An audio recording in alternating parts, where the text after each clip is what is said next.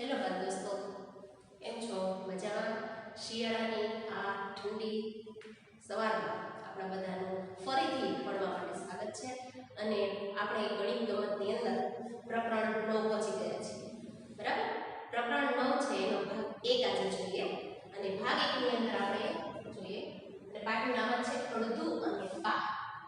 લગભગ તમને બધાને ખબર છે અડધું એટલે શું. તમને ખબર કોઈ પણ એક વસ્તુ હોય એના એક સરખા બે ભાગ પડે આપણે એમ કે બધું તારું. બરાબર? પણ પા શું છે? કદાચ તમારા દાદા દાદીમાં તમે આ શબ્દ સાંભળ્યો છે. પા ભાગ, પા એટલે કોઈ પણ એક વસ્તુનો ચોથો ભાગ. અડધો એનો અડધો એટલે ચોથો ભાગ. હવે બોર્ડ ઉપર જો હું સમજાવું તો ધારો કે આ એક ગોળ વસ્તુ છે. બરાબર?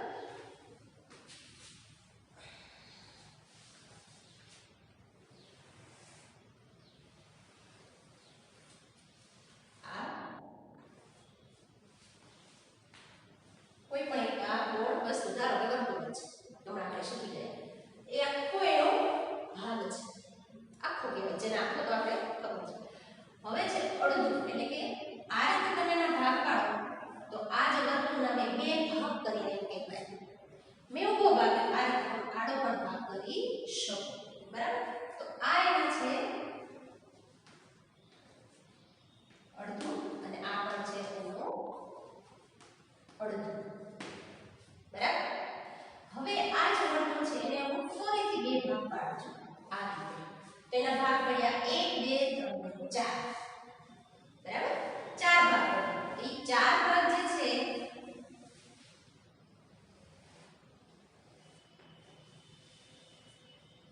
એક બે ત્રણ ચાર. તો 4 ભાગમાં આ એક જે ભાગ છે એનો ચોથો ભાગ કહેવાય. આ ભાગ છે એ આખા વર્તુળનો ચોથો ભાગ કહેવાય.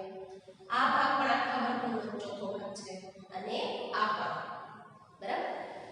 તો હવે ચોથો ભાગ છે એટલે એક આખી વસ્તુ ને મેં અહીંયાથી બે ભાગ પાડ્યા એટલે અડધું અડધું થયું અને પાછા બે ભાગ પાડ્યા એક સરખા તો પા એટલે 4 પા. એટલે આ પણ એનો ચોથો ભાગ એટલે પા કહેવાય. બરાબર?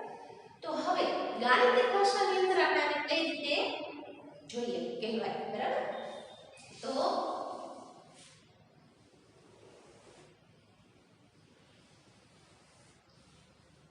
આખું છે હવે અડધું થયું. બરાબર? એટલે એક વસ્તુ છે એના કેટલા ભાગ કર્યા? બે ભાગ. બરાબર? હવે એકના કેટલા ભાગ કર્યા? 4 ભાગ કર્યા. બરાબર? હવે આપણે જોઈએ તો સૌપ્રથમ એક વસ્તુના જ્યારે આપણે બે ભાગ કર્યા હતા અહીંયા આ રીતે ત્યારે આખી એક વસ્તુ છે એના બે ભાગ. હવે એ બે ભાગનો અડધો અડધો એટલે ધારો કે આ અડધો ભાગ આ અડધા ભાગની હું વાત કરું છું અત્યારે. બરાબર? ટોટલ ભાગ કેટલા? 1 અને 2. એ નીચે આવશે એટલે કે છેદમાં આવશે અને એના કેટલામાં ભાગની વાત કરું છું તો મેં આ લીટી કર્યા ટપકા કર્યા કે કલર કરાવો એનો ભાગ એટલે એક ભાગની વાત કરું. 1/2 આ વસ્તુ જે છે એમાંથી આ લીટીવાળો જે ભાગ છે એ કેટલો થયો? તો આખી વસ્તુનો અડધો એટલે આખી વસ્તુના બે ભાગ હતા જેટલા ભાગ હોય એ નીચે આવે અને જેટલા ભાગની વાત કરવાની હોય એ ઉપર આવે. તો આપણે આ ભાગની વાત કરીએ છીએ તો ઉપર આવશે. તો આને કહેવાય 1/2 એટલે કે અડધું. બરાબર? હવે એવી રીતે હું 4 ભાગ કરું છું અને 4 ભાગમાંથી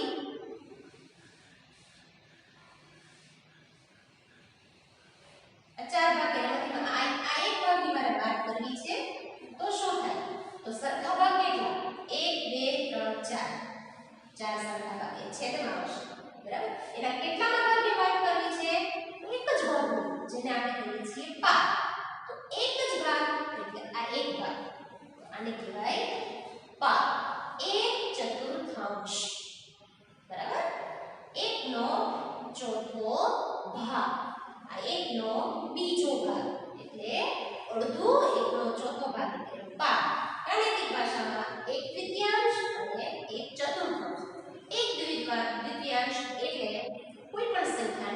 બે સરખા ભાગ અને એક ચતુર્થાંશ એટલે કોઈ પણ સંખ્યાના ચાર સરખા ભાગ.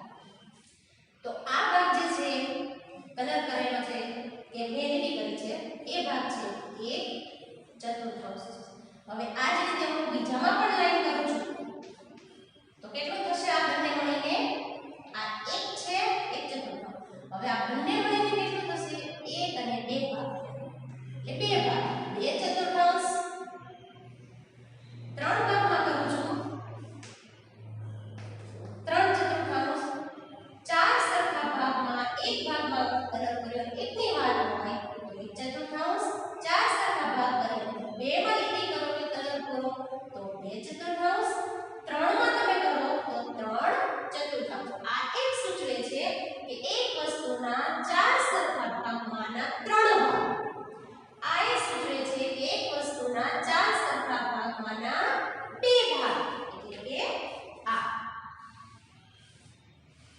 એક વસ્તુના 4 સરખા 1 2 3 4 4 સરખા ભાગમાંના 2 ભાગ. અને આ એક સૂચવે છે કે એક વસ્તુ છે એના 4 સરખા ભાગમાંના 1 ભાગ. બરાબર. હવે તમે જો આવું તમે આગળ જોયું છે આ એક ભાગ એક ચતુર્થાંશ થઈ ગયો. એક વસ્તુના 4 સરખા ભાગમાંના 2 ભાગ એટલે આ 2 ભાગ થઈ ગયા. તો તમને આ તો અડધું ન કહેવાય? હા, તો વાત સાચી છે કે આખી વસ્તુ છે એનો આ અડધું છે. અડધું એટલે 1/3 એને 1/3 પણ કહેવાય. બરાબર. અહીં કરો એક વસ્તુના 4 સરખા ભાગમાંથી 1 2 ને 3 ભાગ. બરાબર. તો આ રીતે આપણે અડધું અને પા એની અડધું એટલે 1/3 અને પા એટલે 1/4. કોઈ પણ વસ્તુનો બે સરખા ભાગ અડધું 1/3 કોઈ પણ વસ્તુના 4 સરખા ભાગ એટલે 4 સરખા ભાગમાંનો એક ભાગ એટલે પા એને કહેવાય 1/4. અને કોઈ પણ વસ્તુના 4 સરખા ભાગમાંના 3 ભાગની વાત કરીએ તો કહેવાય 3/4. બરાબર. સમજાઈ ગયું? અને આ બાબતે યાદ રાખવાના અગત્યના પોઈન્ટ છે એમ સ્ક્રીન ઉપર તમને બતાવેલા છે. બરાબર. તમે બધા જોઈએ વાંચવાનું પાકું કરવાનું અને રફ નોટમાં લખવાના છે બધા જ અગત્યના પોઈન્ટ. હવે આપણે ગણિત ગમતની ચોપડીની અંદર પાના નંબર 94 પર બધા આવી જાઓ અને બધાને હાથમાં પેન્સિલ અને મારી સાથે વર્ક કરવાનું છે બધાએ.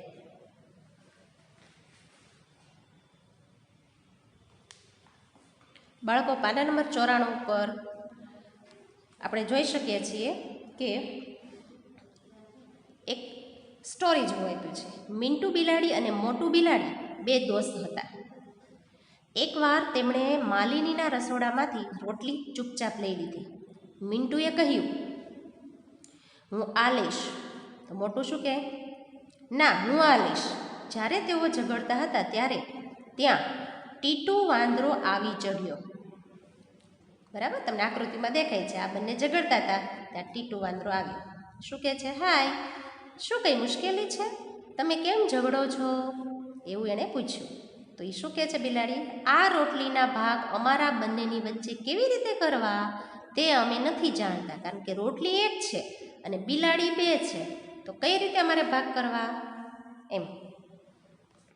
તો બંને બિલાડીઓએ એવું કહ્યું. બરાબર. તો ટીટુ શું કહે છે? સારું, ચિંતા ન કરો, હું આ રોટલીના બે એક સરખા ભાગ તમારા બંને માટે કરી આપીશ. હોશિયાર ટીટુએ રોટલીના આ રીતે બે ભાગ કર્યા. જુઓ, તમને દેખાય છે આકૃતિમાં કઈ રીતે બે ભાગ કર્યા. આ સેજ નાનો છે અને આ ભાગ થોડો મોટો છે. એક સરખા ન કર્યા અને ચાઈને. બરાબર. તો બિલાડી શું કહે છે? આ ભાગ એક સરખા નથી, ડાબી બાજુનો ભાગ મોટો છે. મિન્ટુ અને મોટીએ કહ્યું. બરાબર, કે ડાબી બાજુનો ભાગ તો મોટો છે, આ નાનો છે. તો શું કહે છે ટીટુ? અરે કંઈ વાંધો નહીં, હું તેને એક સમાન કરી દઉં. ટીટુએ કહ્યું. પછી તેણે ડાબી બાજુના ટુકડાને કાપ્યો અને ખાઈ ગયો. કેટલો લુચ્ચો છે! અહીંયાથી પાછો એક ટુકડો એણે આમ કાપ્યો અને પોતે ખાઈ ગયું. કે જો હવે સરખા થઈ ગયા ને. નીચેની આકૃતિમાં જો કહે છે હવે બંને સરખા છે આ રીતે. તો બિલાડી શું કહે છે? અરે હવે જમણી બાજુનો ભાગ મોટો થઈ ગયો અને ડાબી બાજુનો નાનો થઈ ગયો. બિલાડીઓએ એવી રીતે બૂમ પાડી. ટીટુએ શું કીધું? મને માફ કરો. હવે મોટા ટુકડાવાળો ભાગ કાપ્યો અને ખાઈ ગયો. હવે આમાંથી ફરીથી પાછળ મોટા ટુકડાવાળો ભાગ એને કાપ્યો અને પોતે ખાઈ ગયો. ત્યારે તેણે કહ્યું કે હવે તો એક જ નાનકડો ટુકડો વધ્યો છે અને એ ટુકડો તો મેં તમને આજે ભાગ કરવામાં મદદ કરીને એ મારા કામનો હિસ્સો છે. પછી ટીટુ ઝડપથી છેલ્લો ટુકડો ખાય અને ઝાડ ઉપર ચડી ગયો. એટલે કેવો લુચ્ચો છે કે એને સૌ પ્રથમ હાથે કરી અને અલગ અલગ ભાગ કર્યા અને એક આમાંથી એક પીસ આમાંથી અને છેલ્લે કામનો ટુકડો છે એમ કરીને આખી રોટલી એ પોતે ખાઈ ગયો. બંને બિલાડીને કંઈ મળ્યું નહીં. બરાબર. પાના નંબર 95 ઉપર અડધું અડધું ટોપિક છે. બરાબર. જો બંને બિલાડીઓ તમને રોટલી એક સરખા ભાગમાં વહેંચવાનું કહેશે તો તમે કેવી રીતે ભાગ પાડશો? આપણને પૂછ્યું છે. જો તમે ટીટુની જેમ છેતરપિંડી ન કરો તો બંને બિલાડી પાસે આ રીતે ભાગ હશે. આ એક રોટલી છે તો એના 2 ભાગ કરવા હોય તો આ રીતે એક સરખા 2 ભાગ કરી નાખવાના. બરાબર. અને પછી આ રીતે અમને એક સરખી રોટલી એને મળે. અડધાનું અડધું આપણે અડધું કર્યું, હવે એનું અડધું એટલે કે અહીં પણ અડધું થશે અને અહીં પણ અડધું થશે એમ. હવે શું છે આપણે જોઈએ. જો બીજી 2 બિલાડી ખાવા માટે આવશે, 2 તો છે, બીજી 2 આવે એટલે 4 બિલાડી થઈ, તો તમે એક રોટલીના 4 એક સરખા ભાગ કેવી રીતે કરશો? તો આ રીતે જો 2 ભાગ તો કર્યા. હવે ફરીથી આ ભાગનું અડધું અહીંયા કરી નાખશો, આ ભાગનું અડધું અહીંયા કરી એટલે 1 2 3 4 ભાગ થઈ જશે. બરાબર. અને આકૃતિમાં દેખાય છે એમ અમને દરેકને રોટલીનો ચોથો ભાગ મળ્યો. તું ખૂબ જ સારી વિભાજક છે. હા, આ છોકરીએ કરી આપ્યો છે એટલે એને કહે છે કે અમને 4 અને એક સરખા ભાગ મળ્યા. 1 2 3 અને 4. ઘણા ટુકડાનો અડધો ભાગ. આ તો આપણે એકનું કર્યું. હવે ઘણા બધા ટુકડા હોય તો એના અડધા ભાગ કેવી રીતે કરવા? રાનીને ચોકલેટ મળી, તેને એક સરખા ભાગ કરી તેનો અડધો ભાગ તેની દોસ્ત રીનાને આપ્યો. રીનાને મળેલ ભાગ ઉપર ગોળ કરો. હવે તમે જોઈ શકો છો કે આકૃતિની અંદર એક આ ચોકલેટ છે એના 1 2 3 4 5 6 એક સરખા પીસ કરેલા છે. પછી હવે આ રીતે 6 છે તો એનું અડધું કેમ કરીએ? જો આ રીતે આમ કરીએ પીસ છે એ ન તૂટે તો એટલે આપણે 1 2 3 અને નીચે પણ 1 2 3 તો આ રીતે આપણે એને કરી શકીએ કે ભાઈ આ રીતે ઉપરના 3 પીસ છે એ તો લઈ લે, નીચેના 3 પીસ હું લઈ લઉં. આ રીતે આપણે એના 2 ભાગ પાડી શકીએ. બરાબર. પછી ઉપર લખ્યું છે ચોકલેટના કેટલા ટુકડાઓ છે? તો 6. રાની પાસે કેટલા ટુકડાઓ બાકી રહ્યા? તો 3, કારણ કે 3 એમની ફ્રેન્ડને આપ્યા. હા, અડધી ચોકલેટ પણ તેટલી જ સ્વાદિષ્ટ છે જેટલી આખી ચોકલેટ. ચોકલેટના ભાગ પાડો તો ચોકલેટનો ટેસ્ટ કાંઈ ના બદલે અને ખુશ થઈ ગઈ એક સરખા ભાગ મળ્યા એટલે. નીચે છે અડધા કાગળમાંથી બનેલા ઘણા બધા આકાર. કાગળનો એક ટુકડો લો, કાગળમાંથી 2 સરખા ત્રિકોણ એવી રીતે કાપો કે જેથી દરેક ત્રિકોણનું માપ અડધા કાગળ જેટલું હોય. બંને ત્રિકોણને જુદા જુદા રંગ કરો. આ તમારી પ્રવૃત્તિ છે એટલે આ પ્રવૃત્તિ તમારે કઈ રીતે કરવાની ઘરે એ તમને સમજાવું છું. જો અહીંયા તમને આપ્યું છે એક પેજ લઈ એને 2 એક સરખા ફાડ્યા છે અને અલગ અલગ કલર કરેલા. બરાબર. તો આવી રીતે તમે લંબચોરસ કરી, ધારો કે આ એક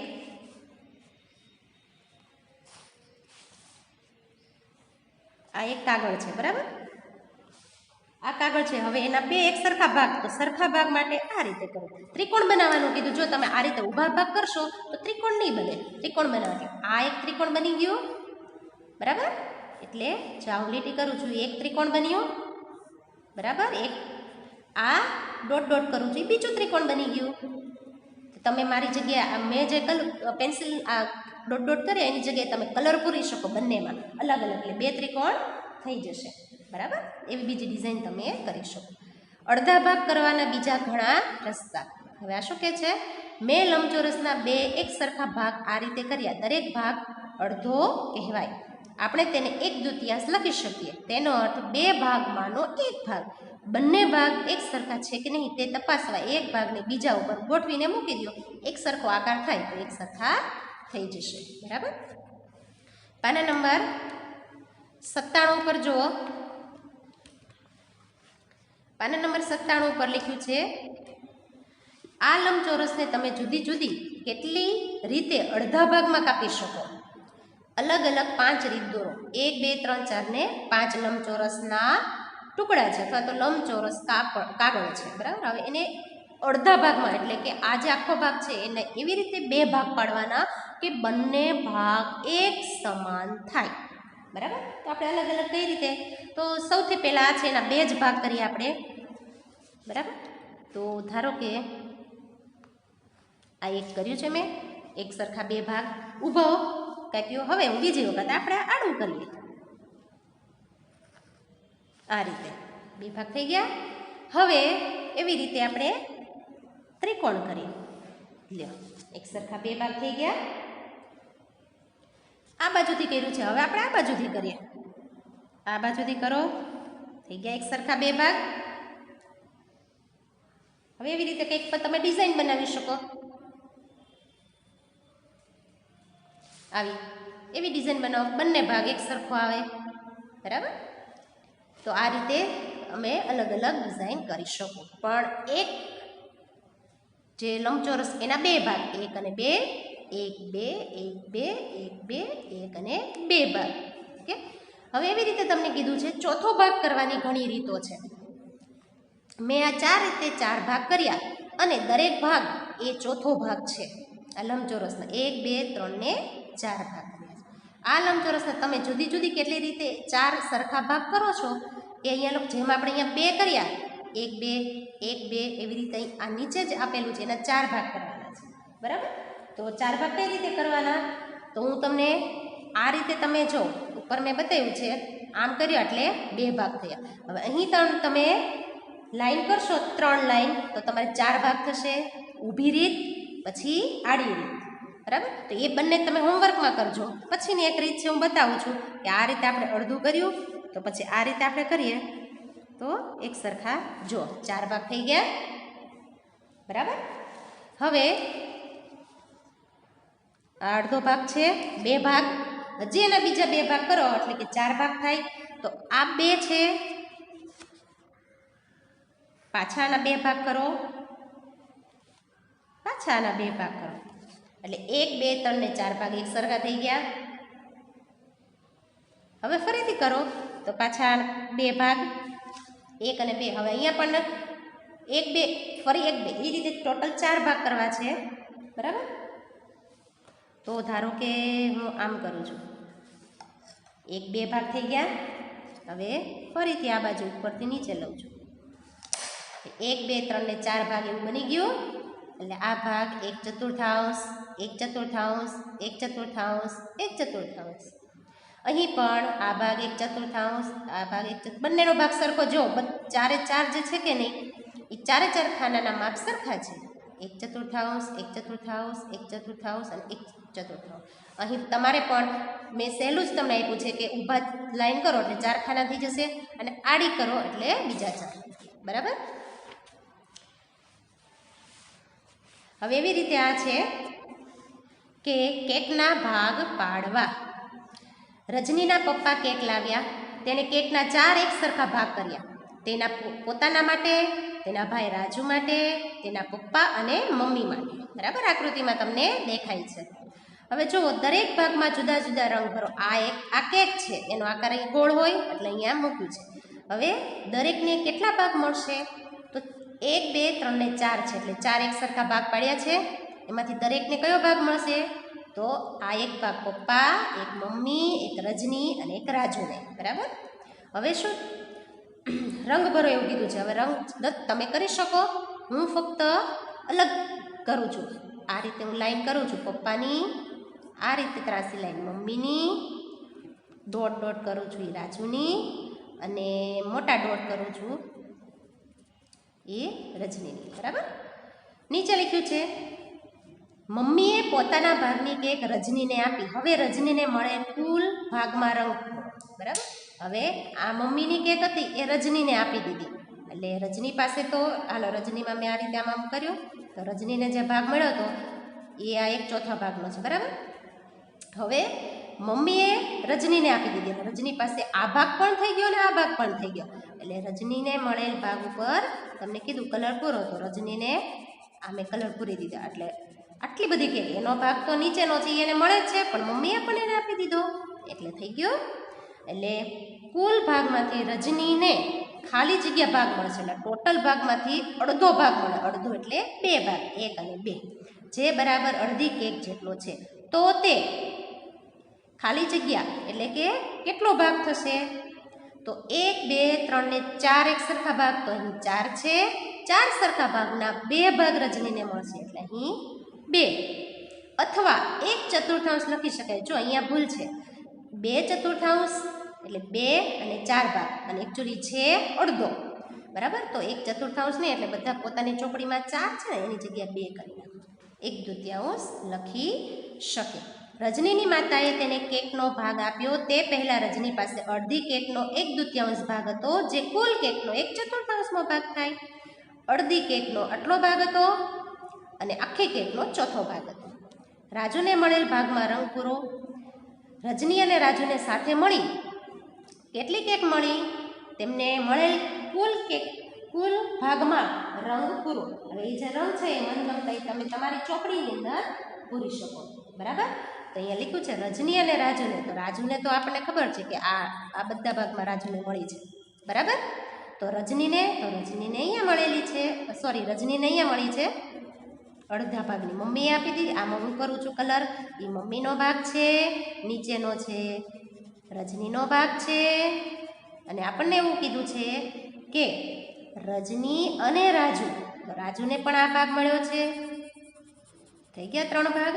તો કેટલી કેક મળી? તો બંનેને મળી 4 ભાગમાંથી 3 ભાગ મળ્યા, જેને આપણે 3/4 તરીકે લખીએ છીએ. 1, 2, 3, 4 સરખા ભાગ, એના 3 ભાગ એટલે 3/4, બરાબર. હવે આગળ તમને મેં જે ઓલા પોઈન્ટ આપ્યા છે એ બરાબર યાદ રાખજો અને ભણજો.